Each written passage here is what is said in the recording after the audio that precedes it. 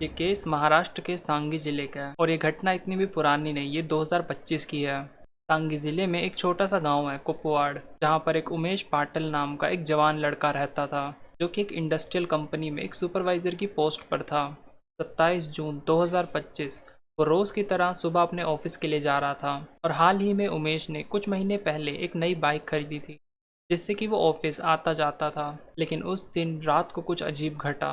9:45 को उसी कंपनी के एक मजदूर उमेश के घर पे आता है। वो काफ़ी ज़्यादा डरा हुआ था और हाफ पी रहा था। उमेश के घर पहुंचने पर वो उसके माता पिता और उसके भाई को ये बताता है कि उमेश के साथ कुछ दुर्घटना हो गई है। वो नटराज कंपनी के पास गिरा हुआ है। उमेश का भाई महेश उसी वर्कर के साथ उसकी बाइक पे उसे देखने के लिए जाता है। घटनास्थल पे पहुंचने पर वो देखता है कि उसका भाई खून से लथपथ पड़ा है, उसके सर में से खून निकल रहा है। उस समय महेश ने आयुष हेल्पलाइन की मदद से एम्बुलेंस बुलाई, जिसके बाद उमेश को नज़दीकी हॉस्पिटल में ले जाया गया। लेकिन इलाज शुरू होने से पहले ही डॉक्टरों ने ये जवाब दे दिया कि उमेश अब इस दुनिया में नहीं रहा। लेकिन यहाँ पे डॉक्टर ने उमेश की इंजरी देख के बता दिया कि इस पे किसी ने वार करा है। के बाद ये सीधा केस हैंडल होता है स्टेट पुलिस के द्वारा। फिर जब पुलिस ने घटनास्थल का पंचनामा किया तो उन्हें पता चलता है कि इस हमले के पीछे एक साहिल नाम के एक लड़के का हाथ है। फिर जब पुलिस वाले साहिल की तलाश करते हैं तो उन्हें ज़्यादा मशक्कत नहीं करनी पड़ती, वो उन्हें वन विभाग के पास मिल जाता है। फिर जब साहिल को कस्टडी में लिया जाता है और उस पर थोड़ा दबाव बनाया जाता है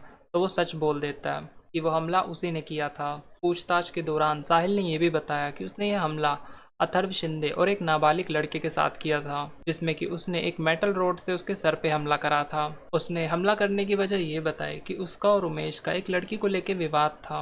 अब साहिल के दिए गए बयान के अनुसार उन दो लोगों को भी कस्टडी में ले लिया जाता है, जो कि उसके साथ इस हमले में मिले हुए थे। फिर पुलिस स्टेशन में ही उन दोनों ने भी अपने गुनाह को कबूल कर लिया। अब हम कुछ टाइम पीछे चलते हैं और जानते हैं कि आखिर इस अपराध की जड़ क्या थी। 21 साल का उमेश पाटिल, जो कि एक पैकिंग कंपनी में काम करता था, उसी कंपनी में उसके साथ साहिल भी काम करता था, जो कि बानोली कुपवाड़ गांव का रहने वाला था।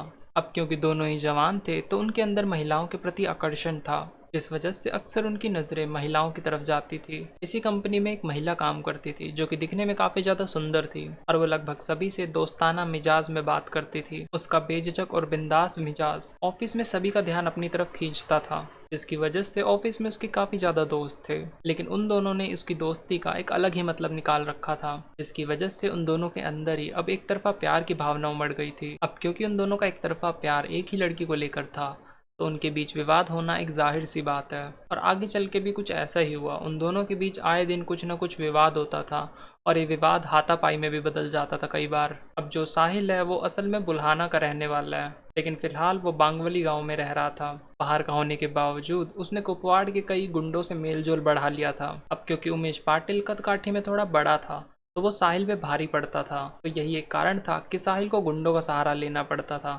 ताकि वो उमेश से लड़ सके। अब जो साहिल था वो उमेश को गुंडों की धमकियां तो दिया ही करता था, लेकिन वो ऑनलाइन अपने व्हाट्सअप स्टेटस, अपने इंस्टाग्राम स्टेटस पर भी उसे धमकियां दिया करता था, जिसकी वजह से उनके बीच की बात और भी ज़्यादा बिगड़ने लग गई। अब 27 जून रात के 9 बजे उमेश पाटिल नटराज कंपनी से अपना काम खत्म करके बाहर आता है। फिर वहाँ पे साहिल अपने दो दोस्तों के साथ आता है। इस समय दो लोगों के हाथों में हथियार थे। उमेश ने कंपनी से जैसे ही बाहर कदम रखा, उन्होंने उस पर हमला बोल दिया। अब क्योंकि उमेश निहत्था था और अकेला था तो वो उनसे नहीं लड़ पाया। हालांकि ये हमला रात में किया गया था, लेकिन उस समय वहाँ के स्थानीय लोग मौजूद थे। लेकिन ये हमला इतनी तेज़ी से हुआ कि कोई कुछ कर ही नहीं पाया। हालांकि दुर्घटना होने के बाद लोगों ने पुलिस के पास कॉल मिलाया था और पुलिस को हमले की पूरी जानकारी भी दी और साथ ही में उमेश के घर वालों को खबर भी दी। फिर कुछ पूछताछ के बाद उन सभी आरोपियों को गिरफ्तार कर लिया जाता है जो कि इस हमले में शामिल थे। अंत में कोर्ट सुनवाई के बाद उन दो आरोपियों को तो जेल में डाल दिया गया, लेकिन जो लड़का नाबालिग था उसे बाल सुधार में डाल दिया गया। अब हम अंत में बात करते हैं मेरे पर्सनल ओपिनियन के बारे में। आखिर इस घटना के होने का कारण क्या था? देखो, इस केस में जो दोनों लड़के थे और उन्हें कहीं ना कहीं एक तरफा प्यार में लगा था कि शायद ये लड़की भी मुझसे प्यार करती, दोनों को ही ऐसा लगता था। बट हकीकत में कुछ ऐसा था नहीं, और ऐसा सिंगल केस नहीं है, ऐसा बहुत से लड़कों के साथ होता है कि उनसे कोई लड़की हंस बोल के बात कर लेती है और उन्हें लगता है कि शायद इस लड़की के अंदर मेरे प्रति फीलिंग्स हैं, बट वैसा कुछ होता नहीं है। ऐसा अक्सर इस वजह से होता है कि उम्र के साथ कुछ लड़के मैच्योर नहीं हो पाते, जिस वजह से वो समाज की कुछ चीज़ों को समझ नहीं पाते।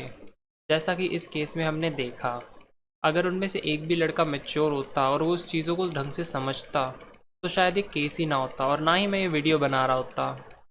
अब इस केस से हमें ये सीख लेनी चाहिए कि ज़रूरी नहीं कि जीवन में जैसा हम चीज़ों को लेकर सोच रहे हों चीज़ें वैसी ही हों।